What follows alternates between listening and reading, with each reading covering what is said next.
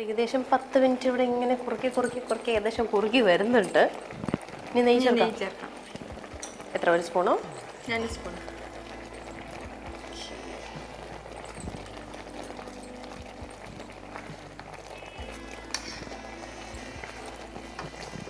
മതിയോ? അത് നല്ലൊരു സൺസെറ്റ് കളർ, യെല്ലോയും ഓറഞ്ചും കൂടെ ചേർന്നു. അപ്പോൾ അത് ഏകദേശം കുറുകി തുടങ്ങി അല്ലേ?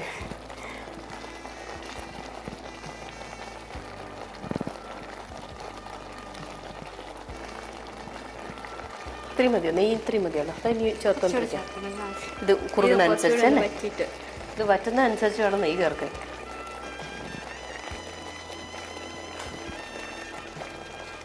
ഇത് നല്ല കനലുള്ള അടുപ്പിൽ നല്ല ഒരു ഉരുളിയിലൊക്കെ വെച്ച് ചെയ്യുകയാണെങ്കിൽ പെട്ടെന്ന് ആ ചൂടുകൊണ്ട് കിട്ടിയാണ്.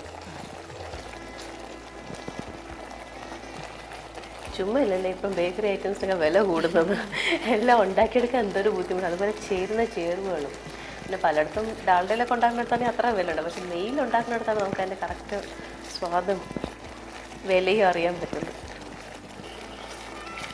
തുടങ്ങിയല്ലേ? അണ്ടിപ്പരിപ്പ് മുന്തിരിങ്ങയ്ക്ക് അവസരം ഇട്ടോ കൂട്ടുതലുണ്ട്, കുറച്ച് കൂടെ ഇടാം. അപ്പം നമുക്ക് കുറച്ച് കൊച്ചു കൊച്ചായിട്ടൊന്ന് പൊടിച്ച് വയ്ക്കാം. മറ്റേ ടോപ്പിങ്ങിനത് ഇടയ്ക്ക് കലർന്ന് കിട്ടാനോ അല്ലേ? ഈ കുറച്ച് നെയ്യൂടെ ചേർക്കാം.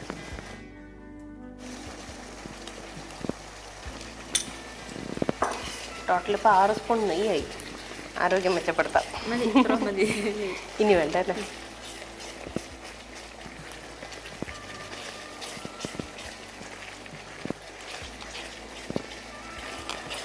കുറച്ച് മുന്തിരിങ്ങയൊക്കെ ആദ്യം ഇടാം. ഇതിപ്പോൾ ഞാൻ ആദ്യം പറഞ്ഞതല്ലേ, ക്യാരറ്റ് അപ്പോഴപ്പോഴിങ്ങനെ അതിൻ്റെ വലുപ്പ വ്യത്യാസം കാണിച്ചു. എനിക്ക് ആദ്യം കണ്ടപ്പോൾ കുറച്ചാന്ന് തോന്നി, പിന്നെ കുറേ ഉണ്ട്, സമാധാനിച്ചു. ഇപ്പം വീണ്ടും ചുരുങ്ങി ചുരുങ്ങി ഇച്ചിരിയേ ഉള്ളൂ കേട്ടോ. ഇനിയാണ് നമ്മുടെ ഇളക്കൊന്ന് സ്ട്രോങ് ആക്കേണ്ടത്. എന്നിട്ട് ഇപ്പം ഇങ്ങനെ വറ്റി തുടങ്ങി, നന്നായിട്ട് പാനിൽ പിടിച്ചു തുടങ്ങി. നമുക്കിത് ഈ വിട്ട് വരുന്ന പരുവ നോക്കണ്ട അല്ലേ? ആ പരുവാകുമ്പോഴേ അങ്ങ് എടുക്കാം.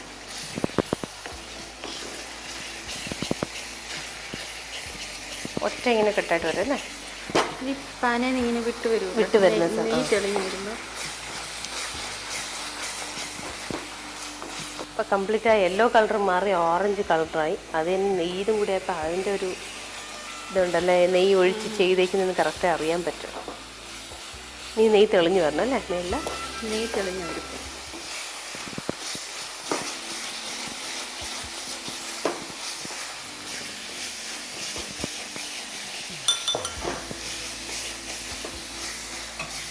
ഇതിന് സെർവിങ് ഡിഷിൻ്റെ കൂടെ ഒരു സ്പൂൺ ഇട്ട് റെഡിയാക്കി വെച്ചേക്കാം.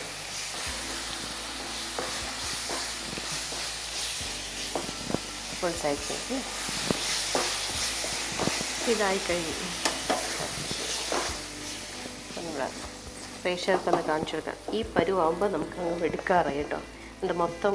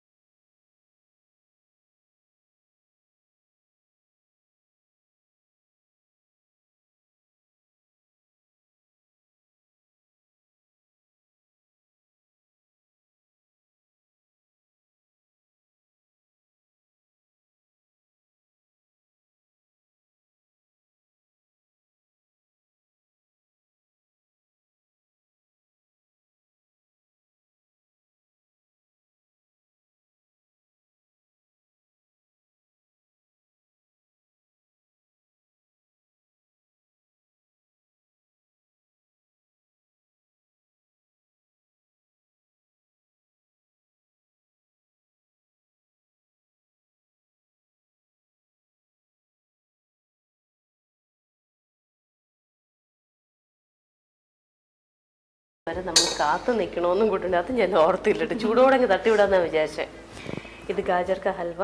ഇത് പ്രിപ്പയർ ചെയ്യേണ്ടത് ചില സ്ഥലത്തൊക്കെ ഇത് നമ്മൾ തേങ്ങയും കൂടെ ചേർത്താ ചെയ്യുക. ഇവിടെ ഇപ്പോൾ തേങ്ങ ചേർത്തിട്ട് ക്യാരറ്റ് മാത്രമാണ് പ്രധാനമായിട്ട് ചേർത്തിരിക്കുന്നത്. ഒന്നും കൂടെ ഇത് മൊത്തം കഥ പറഞ്ഞുതരാം. ഇത് ആദ്യം ചെയ്യുന്നത് വെച്ചാൽ നമ്മൾ 2 സ്പൂൺ നെയ്യ് എടുക്കുക.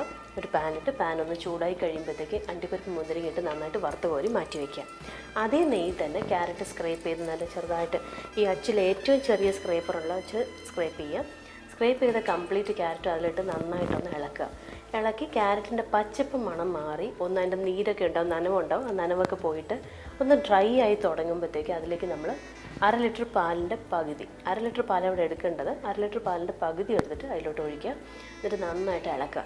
ഇളക്കി ഇളക്കി ഇളക്കി ഈ പാലൊന്ന് വറ്റി നല്ല തിളച്ച് കുറുകി വരുമ്പോഴത്തേക്ക് നമ്മളെ ക്യാരറ്റ് നല്ല വിട്ട് വേവും. വെന്ത് വരുന്ന ആ സമയത്ത് ബാക്കി പാലും കൂടെ ചേർക്കുക. എന്നിട്ട് നന്നായിട്ട് ഇളക്കുക. അതിൻ്റെ കൂട്ടത്തിൽ തന്നെ ഒരു ബൗളിൽ പഞ്ചസാര നമ്മൾ എടുത്ത് വെച്ചിരുന്നു, പഞ്ചസാരയും കൂടെ ചേർക്കുക. എന്നിട്ട് നന്നായിട്ട് ഇളക്കാം. ഇതൊന്ന് ഇളക്കി ഇളക്കി ഇളക്കി പാലൊന്ന് വറ്റി വരുമ്പോഴത്തേക്ക് അതിൽ 2 സ്പൂൺ നെയ്യും ചേർക്കുക. അതുപോലെ തന്നെ കണ്ടൻസ് മിൽക്ക്, ഒരു ബൗൾ കണ്ടൻസ് മിൽക്ക് എടുത്ത് വെച്ചിരുന്നു, ആ മിൽക്കും കൂടെ ചേർത്ത് നന്നായിട്ട് ഇളക്കുക.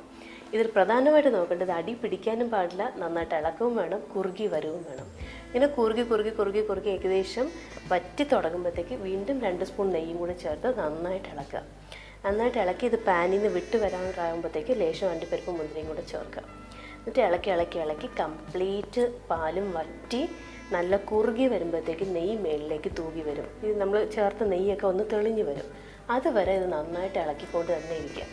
അത്രയും ആകുമ്പോഴത്തേക്ക് നമുക്ക് വേറൊരു പാനിലേക്ക് അതിൽ കുറച്ച് നമ്മൾ ഈ ബൗളിൽ ഡിഷ് ആദ്യം നെയ്യ് പുരട്ടിയിരുന്നു, അതിലേക്ക് ഇത് ഇട്ട് ബാക്കി ഉള്ള അണ്ടിപ്പരിപ്പും മുന്തിരിയും കൂടെ മേളിൽ ടോപ്പിങ്സ് ആയിട്ട് വെച്ചിട്ട് ഇത് ഇനി തണുക്കാനും കൂടെ വയ്ക്കണം. അതുവരെ നമ്മൾ ക്ഷമയോടെ കാത്തിരിക്കണം. അപ്പം തണുത്ത് കഴിഞ്ഞാൽ ഇതിൻ്റെ കറക്റ്റ് സ്വാദ് പറയാൻ പറ്റില്ല. ചൂടോടെ വേണമെങ്കിൽ തട്ടിവിടാൻ ഒരു പ്രശ്നമില്ല. തണുത്ത് കഴിഞ്ഞാൽ അതിൻ്റെ റിയൽ ടേസ്റ്റ് വരും. അപ്പോൾ നമുക്ക് ചെറിയ ചെറിയ സ്ലൈസസ് ആയിട്ട് കട്ട് ചെയ്തെടുക്കാം. ഇഷ്ടമുള്ള ഷേപ്പിൽ നമുക്ക് കട്ട് ചെയ്തെടുക്കാം. ഇതാണ് അജിതയുടെ വക സ്പെഷ്യൽ ഗാജർ കാ ഹൽവ.